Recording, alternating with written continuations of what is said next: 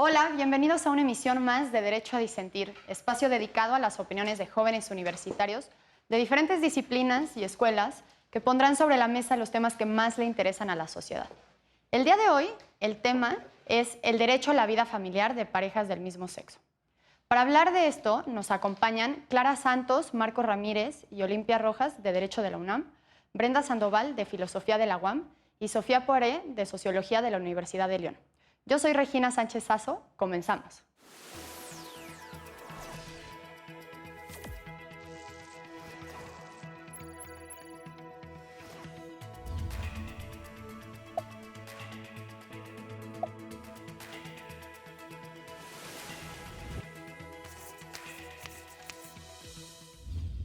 Hoy hablaremos de un caso en el que un colectivo de Oaxaca promovió una demanda de amparo en contra del artículo del Código Civil del mismo estado que establecía que el matrimonio es un contrato entre un solo hombre y una sola mujer, al considerar que les afectaba al discriminarlos por motivo de su preferencia sexual.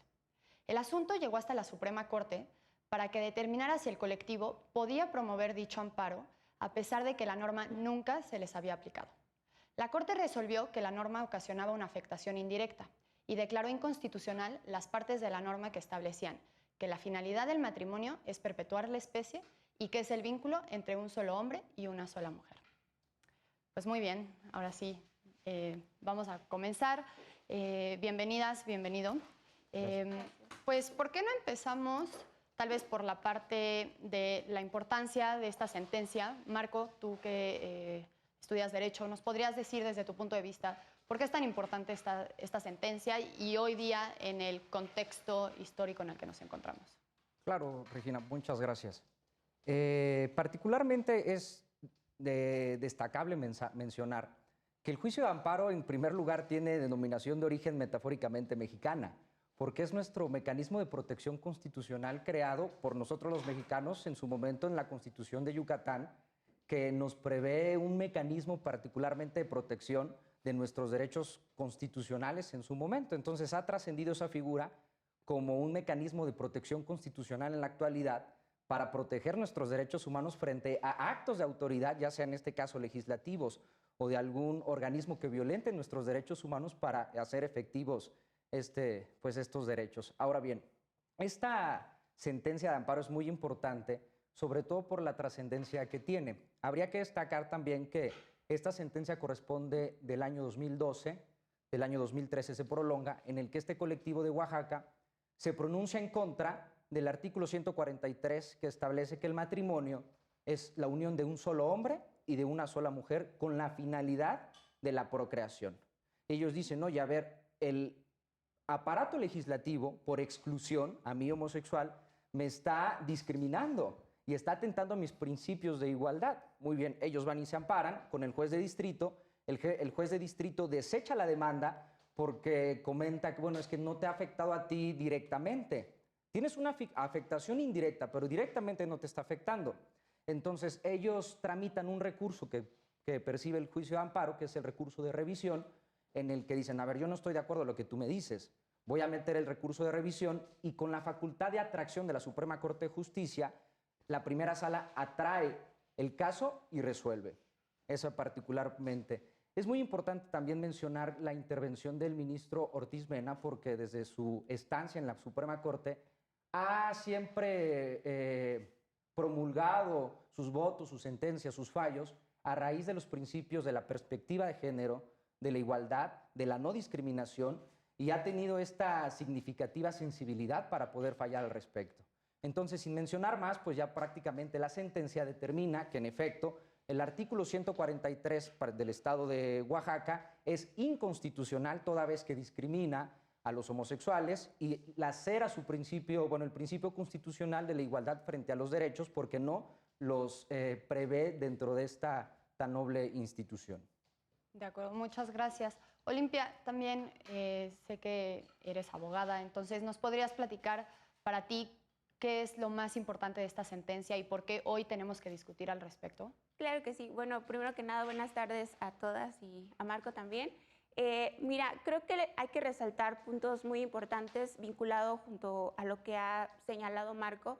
Creo que la sentencia busca señalar la importancia, en primer lugar, del principio de igualdad y no discriminación que tenemos todas las personas por el simple hecho de ser seres humanos.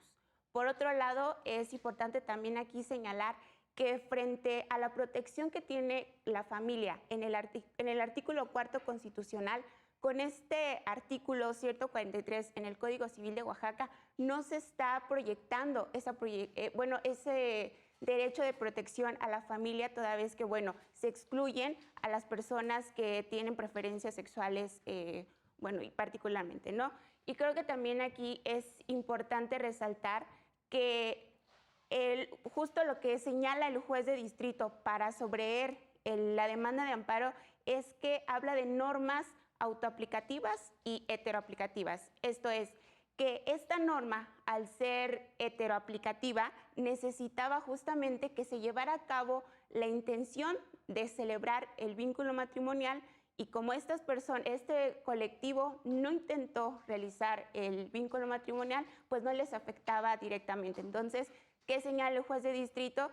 Que no tenían derecho, o más bien no tenían un interés jurídico para reclamar que este artículo era inconstitucional. Entonces, creo que también es importante resaltar estos puntos, porque dentro del fondo de la sentencia, los ministros y el ministro ponente resalta estos puntos que hay que tener en consideración. De acuerdo, gracias, Olimpia. Clara, también tomando en cuenta que probablemente entiendes todo lo que estamos platicando ahorita como abogada, sí, claro.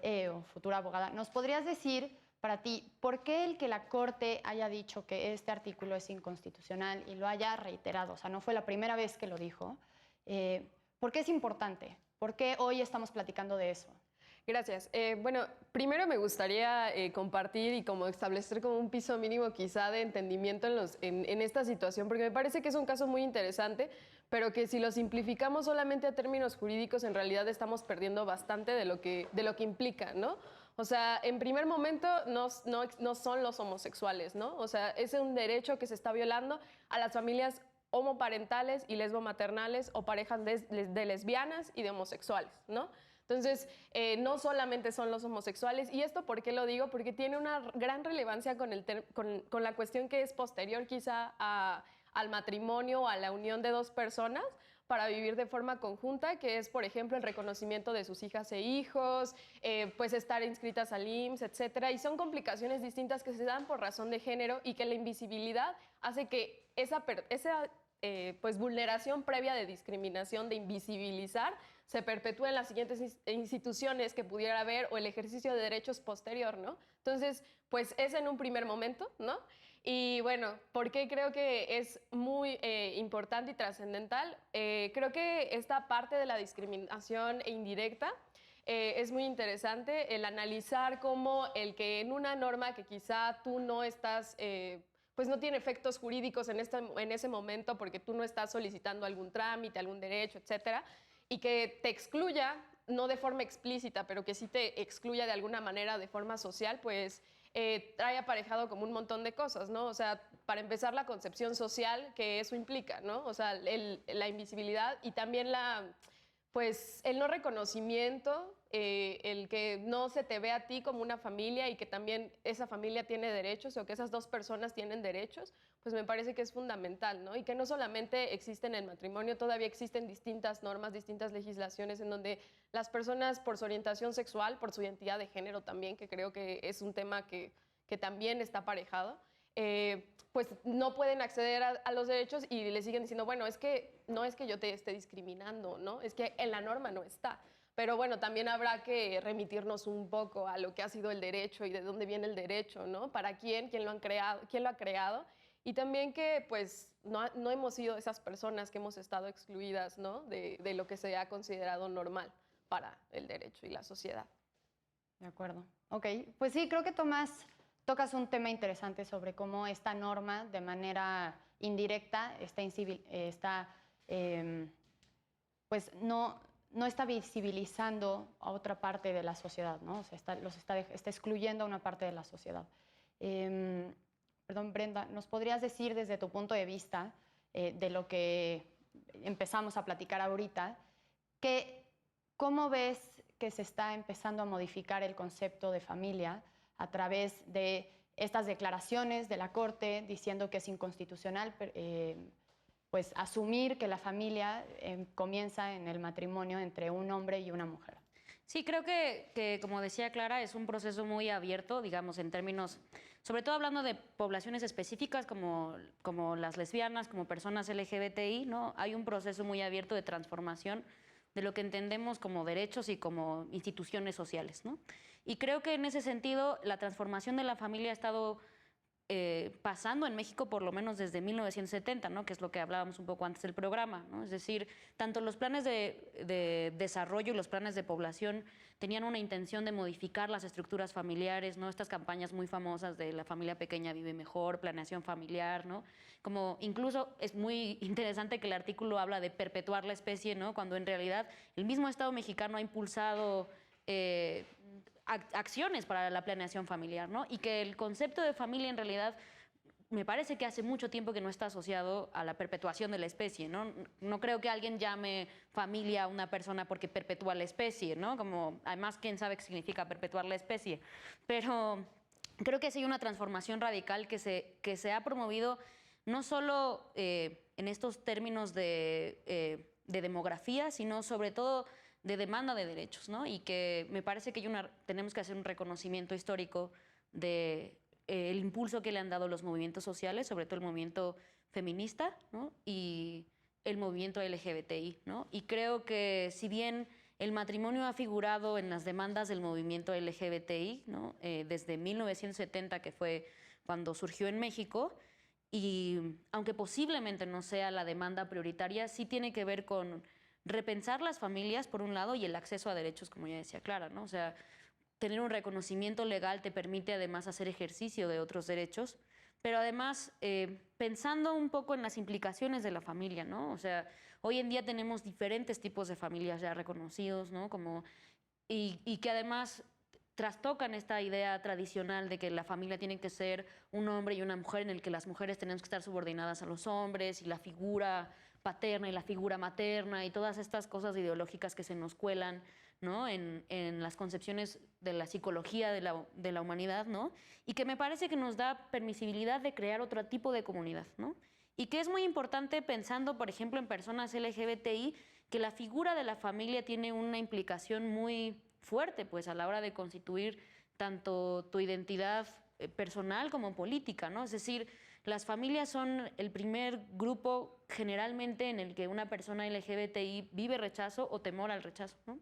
Y entonces pensar que ese temor está asociado justo a esta forma súper tradicional y fundamentalista de entender la familia como una única y el único lugar donde vas a poder tener un espacio de referencia, ¿no? Y transformarlo, por ejemplo, yo pienso en estas familias constituidas por dos mujeres, ¿no? Como las madres y las abuelas que en conjunto educan a las hijas y los hijos, ¿no? Como ahí pensamos en otro tipo de alianzas, ¿no? Que sí están relacionadas, digamos, con una unidad consanguínea, pero que en realidad lo que estamos pensando es en un tipo de comunidad distinta, ¿no?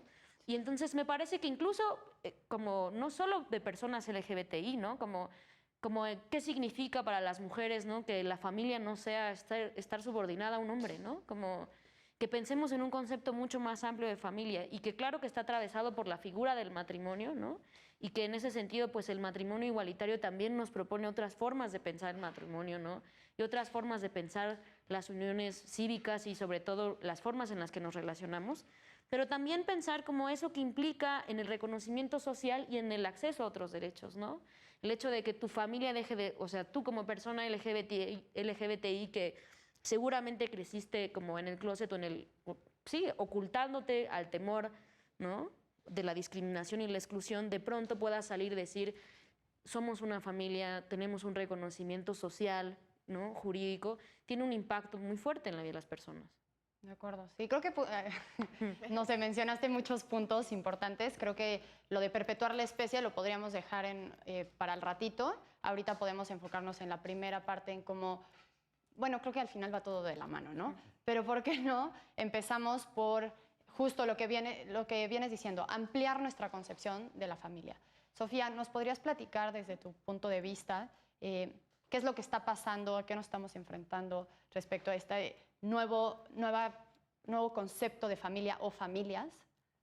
Pues sí, o sea, socialmente ha sido pues como un poco un terremoto, ¿no? O sea, como dice Brenda, en realidad las familias ya se están evolucionando desde hace, pues desde incluso la industrialización en Occidente, ¿no? Y cosas así. O sea, en realidad hay muchas transformaciones en la familia, pero el cambio ahorita es precisamente esa, pues el desafío de alguna manera al sistema heteropatriarcal, ¿no? ¿Y qué quiero decir con esto? Es que justamente estamos en una sociedad que se basa mucho en el principio de los hombres tienen una posición dominante en la sociedad, particularmente por encima de las mujeres, y que también parte de esta posición se basa en tener una relación con una mujer, ¿no? Que va a ser justamente el vehículo de su descendencia, de su patrimonio. Entonces, cuando se desafía la noción de la familia, cuando se desafía la noción del matrimonio, como el de entre un hombre y una mujer, que por supuesto esta noción viene pues principalmente desde el judeocristianismo, ¿no? Básicamente cuando se estableció que,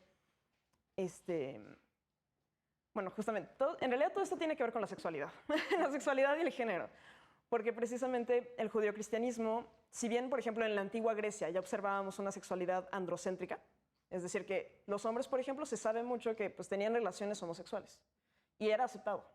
Tenían también ciertas jerarquías dentro de esas relaciones, pero era común. Y justamente se estaba centrado entonces en los hombres. El judeocristianismo lo que introduce es la idea de que la sexualidad solo debe ser con el fin procreativo, que el placer debe ser dejado de lado. En ese sentido, la homosexualidad muestra que es forzosamente, o sea, que es una relación placentera y que no tiene ese fin, ¿no? Por supuesto, el judeocristianismo también prohíbe otras prácticas sexuales como lo son la masturbación, o también todo lo que tiene que ver con sexo por fuera del matrimonio, ¿no? Entonces, si ya enviudaste, ya no puedes tener relaciones, antes del matrimonio tampoco, ¿no? Entonces, regula mucho la sexualidad y define progresivamente este concepto de familia.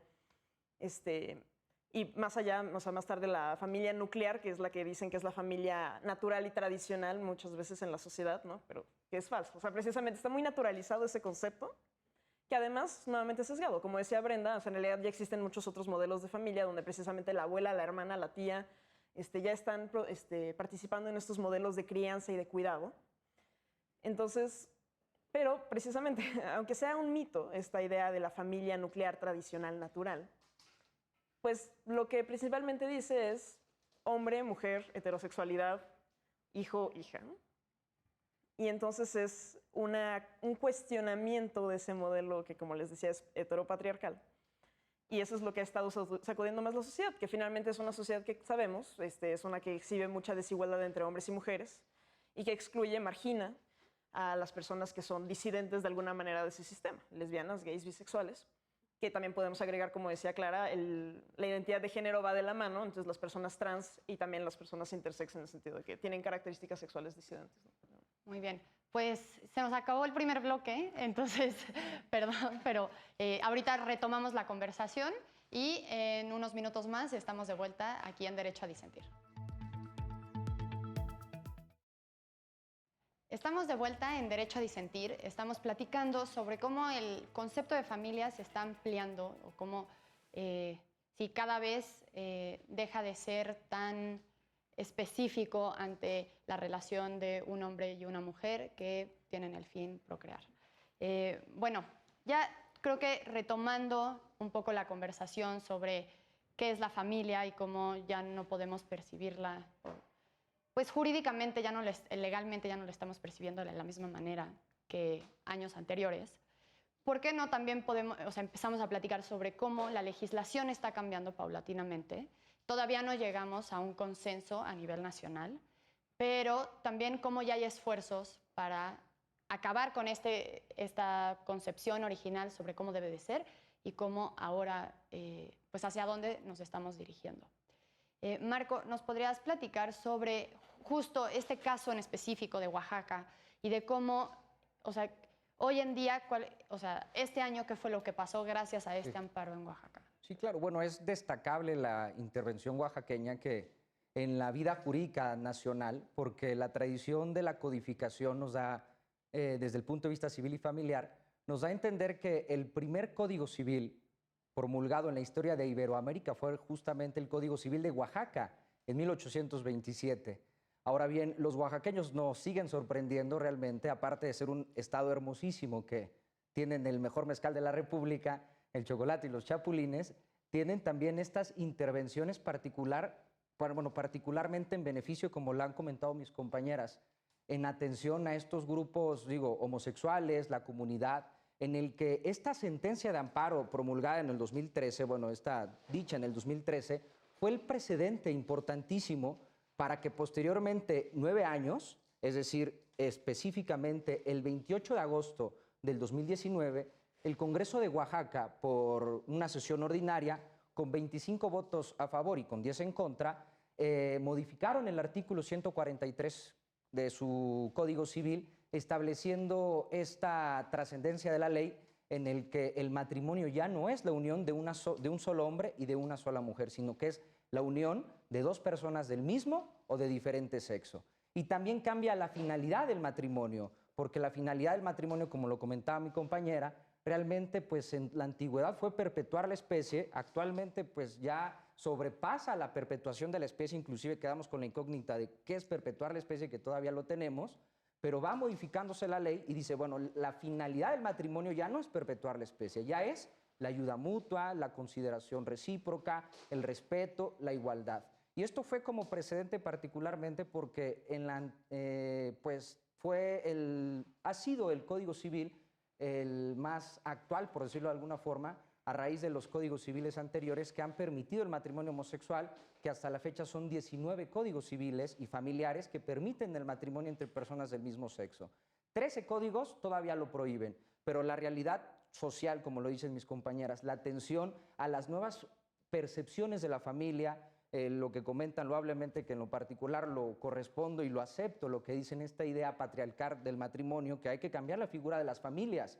Ojo, atención de las familias en plural, ya no la familia en singular, puede ser el precedente también legislativo para poder modificar los 13 restantes y tener 32 códigos civiles y familiares que correspondan a estas nuevas tendencias sociales, a esta nueva realidad social, que es el matrimonio entendido como la institución más amplia de protección, tanto jurídica como patrimonial, respecto de una persona en particular, y ya no nos interesa si es homosexual o no, si es heterosexual, sino es la unión de 2 personas con la única razón de ayudarse mutuamente, de tenerse esta consideración recíproca y que va a unir para que la institución de la familia, entendida como lo que estamos platicando ahorita, sea verdaderamente el bastión de la sociedad y propiamente la protección estatal que inclusive se intentaría buscar en un momento dado. Claro, sí, es muy interesante cómo ya pues existen algunas legislaciones locales que ya admiten el concepto de familia de una manera más amplia y sin embargo tenemos un rezago. En los últimos meses en Yucatán se votó en contra de aceptar el matrimonio igualitario y así hay otros casos, creo que fue Puebla. Puebla ya lo aceptó, Nuevo León dijo no, nosotros no nos metemos. Y es esa idea que se comenta a través de los comentarios que tienen mis compañeras, en el que pues la idea de la familia se está empezando a aceptar, algo que la literatura, el arte, la historia pues lo ha permitido, como lo dijo también mi compañera, pues los griegos tenían estas relaciones particularmente sexuales entre homosexuales y no había ningún tema al respecto. Entonces se está empezando a considerar aceptar esta idea que ha permeado por muchísimos siglos para considerar algo que ha existido inclusive desde los más recónditos anales históricos humanos en este tipo de relaciones, a mi parecer. Sí, ¿y por qué existe esta resistencia? O sea, a mí me gustaría preguntarles, o sea, ¿cuáles son esos argumentos que vienen pues parando estas iniciativas, tanto a nivel federal como a nivel local, para transitar hacia este nuevo concepto de familias? Por favor, Olimpia. Sí, bueno, creo que no es innegable que en la sociedad en la que nos encontramos, en el México del siglo XXI, todavía la religión católica sigue siendo un factor real de poder. Entonces, esto quiere decir que la influencia que tienen estos grupos pues, eclesiásticos, que gran cantidad de personas, que casi un 80% de la población probablemente mexicana son pues, creyentes de esta religión y que desde sus pues, autoridades más altas han también interferido para que estos cambios estructurales, no tan solo en el orden social, sino propiamente en el orden jurídico, no se lleven a cabo. Y por otro lado, también tenemos la participación o la intervención de partidos políticos que desde luego desechan todos estos puntos que, lejos de aceptar, no permiten normalizar una realidad que tenemos, y porque creo que también ya los derechos humanos o de cada persona, independientemente de sus preferencias sexuales o su identidad de género, ya no debemos hablar de un punto de aceptar los derechos que tienen o reconocerlos, mucho menos de otorgarlos, sino más bien aceptar la esencia humana de cada uno de nosotros. Creo que es un punto importante y que es vinculado justo con estas interferencias que ha tenido y que han imposibilitado que las legislaciones justamente evolucionen y se adapten a la realidad social que tenemos actualmente. Claro, Clara, creo que ibas a decir algo. Sí, bueno, un poco recordar, o sea, como me parece que es importante reconocer que existen cambios legislativos, pero que no vienen solos, ¿no? O sea, los cambios legislativos no nacen de la buena voluntad del poder legislativo, porque así como mencionaba Olimpia, existen pues factores reales de poder en esos espacios, y la mayoría de esos espacios están pues fuertemente vinculados o incluso pues manejados por esos, ¿no? Entonces, bueno, creo que la participación de la sociedad civil ha sido clave en eso desde muchísimos años atrás, o sea, de que las personas, las personas homosexuales, las personas lesbianas, bisexuales, trans, pues estaban exigiendo sus derechos, no solamente el matrimonio, ¿no? Pero uno de ellos, porque justo como se ha mencionado en reiteradas ocasiones, era la llave, o incluso todavía sigue siendo la llave para acceder a derechos que a mí me parece que pues no debería de ser la única manera, ¿no? O sea, se ha ido también cambiando esa visión, pero sí reconocer el trabajo detrás de las organizaciones, de los movimientos sociales organizados, de los activistas y las activistas en torno al tema, y también pensar que eso ha generado también ahora, justo con tu pregunta última que hacías, ¿por qué hay tanta resistencia? También han evolucionado esos antiguos mecanismos de oposición, ¿no? Antes, me parece, diciendo un poco ahí con Olimpia, o sea, creo que cada vez menos personas se asumen católicas, o sea, ya existen algunos estudios de Flaxo principalmente, donde dicen, bueno, católicas las personas están dejando de ser, cada vez personas más se asumen ateas. Existen otro tipo de religiones que también a lo largo de Latinoamérica están proliferando, como son los evangélicos, etcétera, que también tienen estas mismas visiones ultraconservadoras, ¿no? Pero su poder de organización es distinto, ha evolucionado. Si nosotras y nosotros nos podemos ver como algunos de los escritos, por ejemplo, de uno de los mayores grupos actualmente en el país opositores a los derechos, no solamente de las personas LGBTI, sino también de las mujeres, principalmente, yo diría, y sobre las sexualidades, hablando justo del tema, pues hablan basadas en derechos, ¿no? Hablan basadas en convenciones internacionales, en el principio pro persona, de igualdad, etcétera, o sea, de derecho a la familia, ¿no? Convención de la familia, derechos del niño, y creo que eso es realmente preocupante, ¿no? Y es ahí donde tendríamos que quizá justo las personas que nos dedicamos a defender derechos humanos desde distintas trincheras, pues poner el foco en ese tipo de argumentaciones y cómo están evolucionando las maneras de organizarse, porque ahora hay megamarchas, ¿no? Y bueno, hace unos años no existían, o sea, no existía en estos grupos conservadores, también en algunos sectores pues privilegiados, ¿no? Que salían a las calles a exigir derechos, ¿no? Que en realidad pues también justo decías como esta cuestión de aceptar derechos, pues es que yo creo que los derechos no se aceptan y se ponen a debate, ¿no? O sea, los derechos pues en principio se gritan, se arrebatan y se logran, ¿no? Y hay que estar todo el tiempo al pie del cañón a que no existan retrocesos, ¿no?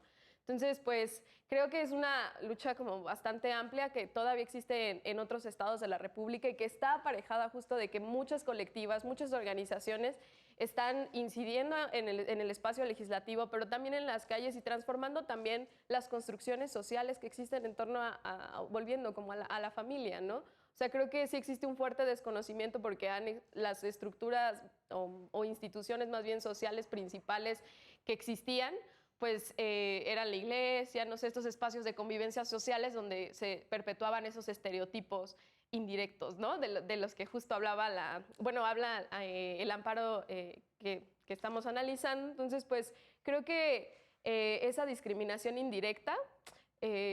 No sé qué tan indirecta es cuando justo te insultan cuando vas a la calle con de la mano con tu pareja, ¿no? Te das un beso con tu pareja. Entonces no sé qué tan indirecto es.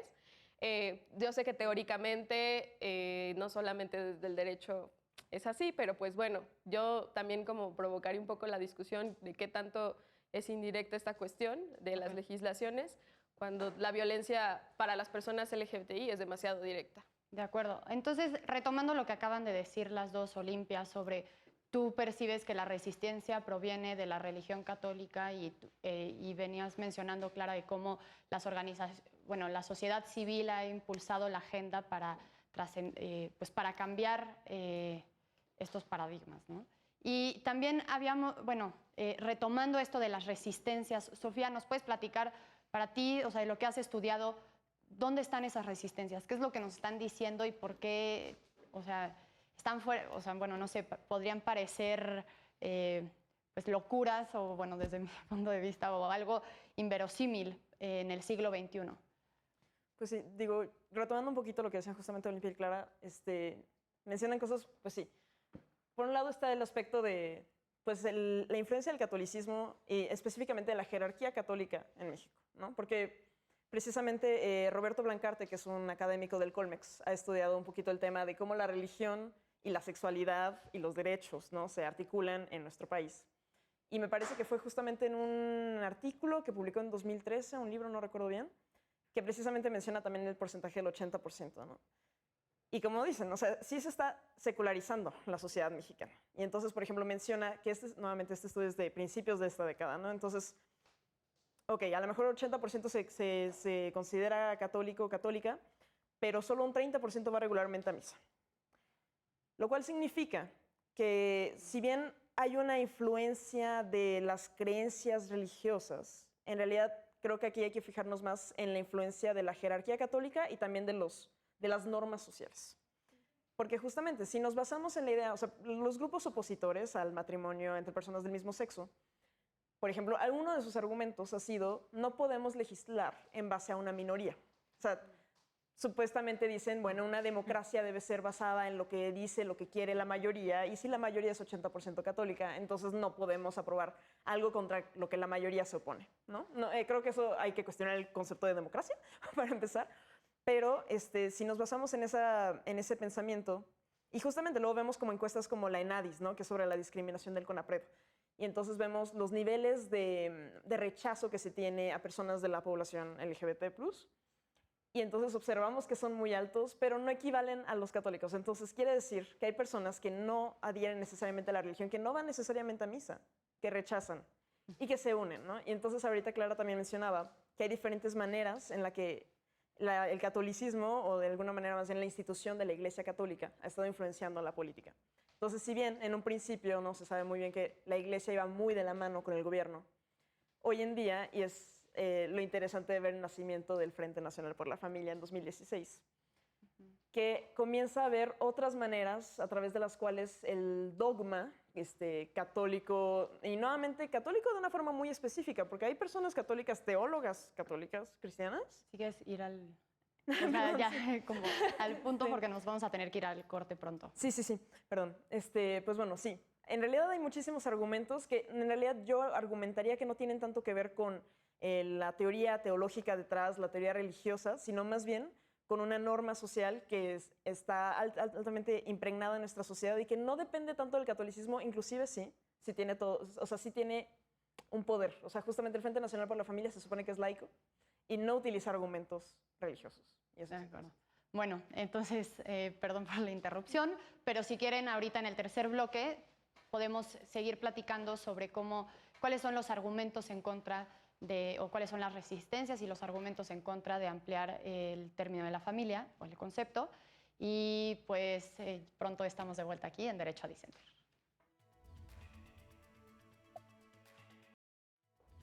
Estamos de vuelta en Derecho a Disentir y estábamos platicando de estas resistencias que existen para ampliar el concepto de la familia. Y bueno, ya nada más como retomando un poco la conversación, Sofía, ¿nos podrías decir puntualmente para ti cuáles son estos argumentos más fuertes para pues no ampliarlo? Sí. Pues muy concretamente yo diría que, o sea, los grupos opositores se basan en dos dimensiones principales. La dinámica, el discurso del amor y el discurso de la verdad. El discurso del amor es, yo amo a mi hijo gay, por eso no voy a permitir que se enferme de VIH, no voy a permitir que caiga en el pecado, ¿no? Y no voy a permitir que sea infeliz. Entonces, hay un concepto desde estos grupos antiderechos que son como más bien, voy a proteger a través de mi amor y entonces lo que estoy haciendo es correcto y está bien. Y sé que es lo correcto, por esta otra dimensión de la verdad que les mencionaba.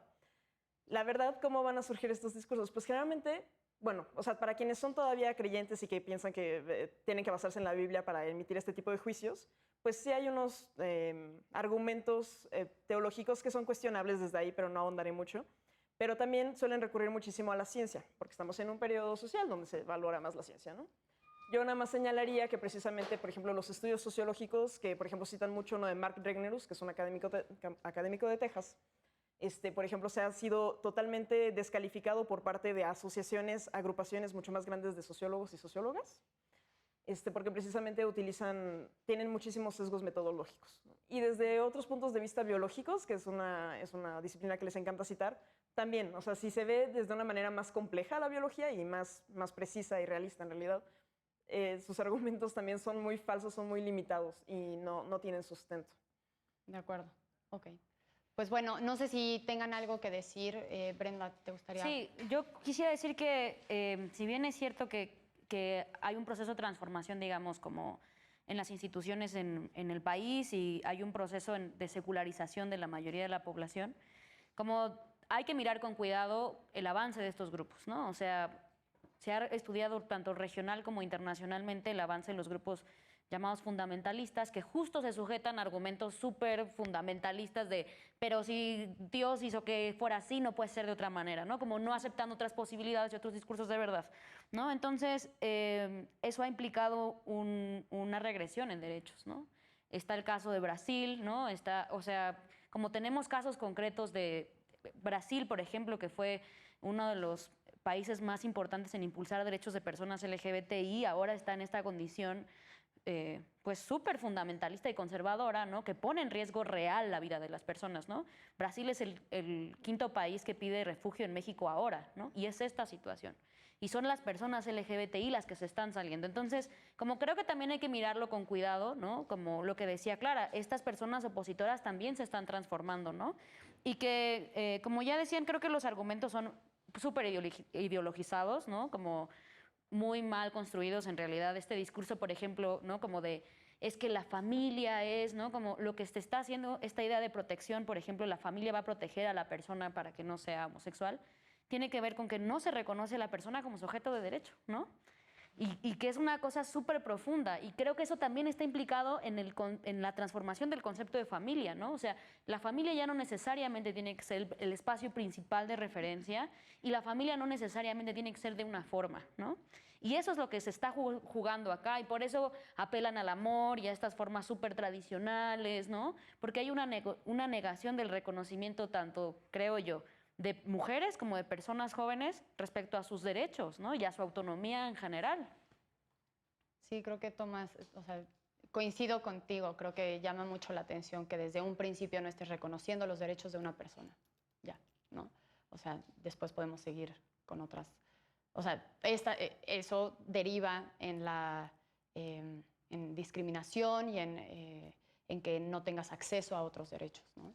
Pero Clara, también comentabas en el corte, que es muy importante, creo que también que toquemos, es sobre cómo el ampliar el concepto de la familia tiene otras implicaciones, ¿no? No solo, o sea, no solo políticas, sociales, sino también jurídicas. Entonces, ¿nos podrías platicar un poco de manera concreta al respecto? Sí, claro, trataré de ser súper breve. Bueno, pues justo desde donde colaboro, que es en LEDECER, es una organización donde justo atendemos como casos civiles y familiares que tienen que ver con parejas del mismo sexo, familias diversas, ¿no? Entonces, pues muchos de los casos son justo vinculados a la falta de reconocimiento de estas uniones familiares, ¿no? Que salen de esta norma histórica discriminatoria. Los principales son cuando tienen hijas e hijos, ¿no? O sea, en algunos de los casos, bueno, para empezar, la mayoría se cree que son criminales, ¿no? O sea, se cree que las personas o robaron un niño o cómo es que dos mujeres pueden estar cohabitando con un menor de edad, ¿no? O cómo es que van a sacar el pasaporte y dónde está el papá. O sea, reciben ese tipo de preguntas. Y hace poco justo pasó el caso de Joy, ¿no? O sea, de la cantante. O sea, cuando fue a sacar su pasaporte le dijeron como de, oigan, ¿y ustedes son las mamás? Sí, sí somos las mamás. Y les pidieron un documento que no estaba en la regulación porque justo lo que se pensaba por la autoridad era que, pues, de dónde habían sacado ese bebé, ¿no? ¿Cómo es que dos mujeres podían tener un hijo, ¿no? O sea, desconociendo también como otros derechos que tienen que ver con la sexualidad, como los derechos de reproducción asistida, ¿no? Que todavía son súper criminalizados y que, pues, conllevan a que las personas no puedan acceder a ellos, ¿no? Y también, por ejemplo, pensar en la realidad que implica que una pareja de mujeres que tiene una hija solamente en el acta de nacimiento de esta hija solamente esté una, ¿no? Porque no existe la otra, ¿no? ¿Cómo va a haber dos mujeres? Y en Ciudad de México, creo que existen algunos otros 2 o 3 estados en donde esto es posible, pero en la mayoría no, ¿no? Y estas uniones existen, ¿no? O sea, yo, no sé, antes de estar como en todo este contexto donde ahora veo estos casos de cerca y escucho esas historias, yo recuerdo cómo desde mi infancia yo veía que existían este tipo de familias, ¿no? Hace 10 años, hace 15 años, y dónde están como el reconocimiento de sus hijas e hijos, ¿no? Y lo que pasa en otros estados, ¿no? Y creo que esto es importante también mencionarlo con este amparo este amparo en directo, porque pues nos hace pensar como esa es la realidad de muy pocas personas que pudieron acceder a un recurso de este tipo, ¿no? Y me remito al comentario inicial de Marco respecto a pensar todavía como el recurso de amparo como la institución clave para el ejercicio de derechos. Pues no, yo creo que el ejercicio de derechos está en la vida cotidiana de las personas, ¿no? El hecho de que nazca tu hija o tu hijo y no puedas reconocerlo y esperar a que incluso pueda haber una separación y que ya no puedas volver a verlo porque tú no tienes ningún derecho sobre la patria potestad, el cuidado, pues me parece algo sumamente grave, sumamente trágico, que es una realidad que no deberíamos de estar viviendo. De acuerdo, Clara. Marco, ¿te gustaría compartirnos tus últimas ideas sobre lo que hemos estado discutiendo? Sí, por supuesto. Bueno, en primer lugar, pues la intervención de mis compañeras ha sido magnífica. Y en el caso concreto, la preferencia sexual de una persona constituye parte fundamental de su identidad. Eso es sin duda. Y el hecho de que se les niegue injustificadamente el poder tener acceso a una familia o el de poder casarse, y el hecho de que se les niegue el matrimonio, también se les está negando derechos tanto expresivos que genera esta tan noble institución como derechos patrimoniales, por ejemplo, derechos de seguridad social, derechos sucesorios, se les está negando rotundamente a personas que por su preferencia sexual no pueden tener acceso a esta institución que representa para la sociedad, para la familia, un bastión importante que, como ya lo hemos mencionado en reiteradas ocasiones, el concepto de familia se ha transformado, el derecho debe evolucionar, no involucionar, evolucionar de acuerdo a las nuevas tendencias sociales. Es una realidad, como lo acotan mis compañeras, que los cambios legislativos no van de luchas pacíficas, van de luchas violentas, de luchas de grupos de oposición, de luchas de grupos vulnerados, en los que, en primer lugar,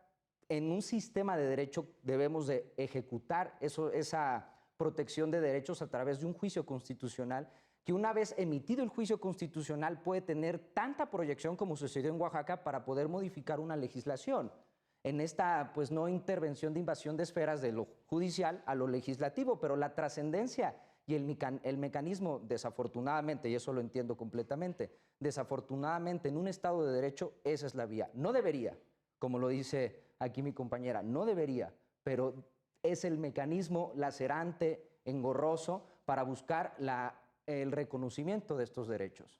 Y eso por mi parte es eso. Sí, de acuerdo. Creo que es lamentable que tengamos que acceder a un tribunal para poder acceder a nuestros derechos, ¿no? Cuando debería ser algo que ya no nos debería estar reconocido para poderlos vivir sin tener que tener trabas en el camino.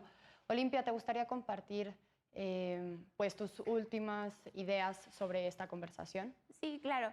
Creo que es una oportunidad histórica que ha tenido la Suprema Corte de Justicia de la Nación, no tan solo con el precedente que tenemos, pues como el quid del asunto del día de hoy, sino todos los demás precedentes que se han emitido en estas cuestiones del en favor, el reconocimiento, que lejos de reconocer, insisto, hay que normalizar que todos, independientemente de la posición en la que nos encontremos, tenemos derecho, ¿no? Por el simple hecho de ser personas. Ahora bien, entonces, regresando a esta oportunidad importante e histórica y trascendente que tiene la Suprema Corte, es porque como ha personificado esta intervención que tiene el Estado en las regulaciones de los vínculos jurídicos familiares. Y creo que en esta parte, bueno, es importante recordar que las normas de derecho familiar son de orden público y de interés social. Y la Suprema Corte de Justicia de la Nación, en esta facultad que tiene de proteger los derechos familiares, ha hecho un gran trabajo en aceptar y reconocer y normalizar todos los derechos que tienen las personas independientemente de sus preferencias sexuales. Entonces creo que hay que seguir motivando para que los legisladores permitan este avance en las instituciones jurídicas familiares. De acuerdo, gracias, Olimpia. Sofía, ¿te gustaría compartirnos tus últimas ideas sobre esta conversación y con qué te quedas y qué crees que sigue? ¿Qué sigue? Ok. Bueno, pues sí, o sea, yo diría que, o sea, para mí mi síntesis es, por supuesto que hay una, justamente como decía Brenda, ¿no? O sea, hay una cristalización en este tema de una dinámica muchísimo más amplia que justamente subordina a las mujeres y excluye y margina a las personas LGBT, ¿no? Por eso hay tanta resistencia, por eso es un tema que, o sea, si estamos hablando de un amparo de 2011, todavía ahorita en Yucatán, la semana, o sea, bueno, hace no sé cuántas semanas, se estaba ya discutiendo, ¿no? Y sigue siendo algo que no avanza del todo.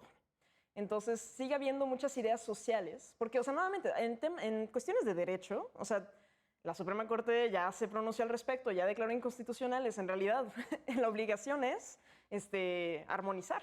Y como que ya está superada esa discusión. Exacto, pero socialmente no. Y entonces lo que hay que pensar es el aspecto educativo de saber que estamos hablando de orientaciones sexuales, que estamos hablando de sexualidades que no tienen por qué ser normativas y que tienen derecho a ser diversas. Y creo que hay una labor que se tiene que hacer desde el gobierno, desde el Estado, para educar a la población sobre estos temas, porque hay tanto silencio que, o sea, justamente termina obstaculizando este acceso a los derechos. Claro, una labor educativa y también, como habías mencionado, claro, desde la sociedad civil, los esfuerzos y, bueno, ¿no? O sea, también cómo los esfuerzos están convergiendo desde la Suprema Corte, o sea, desde los fallos de la Suprema Corte, de la sociedad civil, tal vez la forma, no sé, estos foros en los que podemos platicar al respecto. Pues creo que ahí va, poco a poco. No sé cómo lo ven. Yo creo que pinta bien. Todavía no podemos celebrarlo, pero desde mi punto de vista, pues tenemos que seguir empujando la piedra, ¿no? Y bueno, Brenda, ¿te gustaría decirnos cómo, pues sí, qué sigue, cómo te sientes, o sea, qué opinas sobre la discusión y qué crees que sigue en... Pues yo creo que de entrada sí habría que celebrar cosas, ¿no? O sea, sí creo que para las personas LGBTI que estemos reconocidas en cierto lugar, nos da como un montón, ¿no? Pensando que hemos vivido históricamente siempre en la negación y, ¿no?, psiquiatrizadas y encarceladas, como de pronto tener un reconocimiento en cualquier lugar vale muchísimo y hay que celebrarlo también, ¿no? Creo que también es un logro, pero yo creo que lo que viene, pues sí, hay grupos que se resisten, ¿no? Como ahora que decían la marcha del Frente Nacional. Bueno, sí es una marcha, pero la marcha LGBT en México es la segunda más grande de todo el continente. O sea, es la marcha más grande de todo el país, ¿no? Como... Yo pienso que la fuerza política pues no se compara, ¿no? Y como decías, creo que hay un movimiento que trasciende distintos tipos de sujetos, ¿no? Estamos las personas como la sociedad civil organizada, las instituciones, las personas funcionarias, es decir, creo que hay un montón de sujetos que estamos apostando como a la transformación mucho más radical en el sentido de que queremos una sociedad mucho más democrática, mucho más libre, en que la gente pueda vivir con derechos y autonomía, ¿no? Entonces yo creo que, ¿qué es lo que viene? Bueno, de entrada creo que seguramente el movimiento LGBTI tendrá otras demandas, ¿no? Tiene otras demandas. Y que el matrimonio ha sido, pues, siempre importante para el acceso a derechos, pero no el único, ¿no? Y creo que afortunadamente ahora podemos construir de manera colectiva con otros movimientos, ¿no? Al inicio del programa yo decía, es que me parece que hay un entendimiento muy corto sobre qué significa la no discriminación y la igualdad, ¿no? Generalmente lo que las personas funcionarias entienden como discriminación es algo muy pequeño. El mejor de los casos es atención amigable, ¿no? Y creo que en ese sentido, ¿no? Aunque nos hemos visto muy acotadas en ese entendimiento tan pequeño de ese derecho, nos permite vincularnos con otros movimientos sociales, ¿no? Porque no somos el único sujeto discriminado, pues, ¿no? Como, no sé, en una atención integral a la salud habrá también personas jóvenes, infancias, ¿no? Como personas indígenas que tengan ahí intereses en modificar cómo es que las instituciones son discriminatorias, ¿no? Entonces creo que, pues eso, yo veo con buenos ojos, creo que la sociedad civil en México siempre ha sido muy fuerte y que además ahora lo es más, ¿no? Y que estos grupos que se resisten, pues se resisten a perder el poder, pero pues si ya están reorganizándose es porque ya han perdido mucho de lo que tenían, ¿no? De acuerdo. Pues bueno, creo que pues me quedo con muchas ideas de la conversación, ya se nos terminó el tiempo. Me parece trascendental, bueno, creo que tocas un punto muy importante, sí hay cosas que celebrar, todavía nos falta camino por recorrer y pues también les quiero agradecer por haber venido el día de hoy, darse el tiempo para discutir sobre estos temas y también pues con este tipo de ejercicios poner nuestra semillita pues allá afuera, ¿no? Y pues también muchas gracias a ustedes por habernos acompañado esta noche. Esto fue Derecho a Disentir. Mi nombre es Regina Sánchez Azo.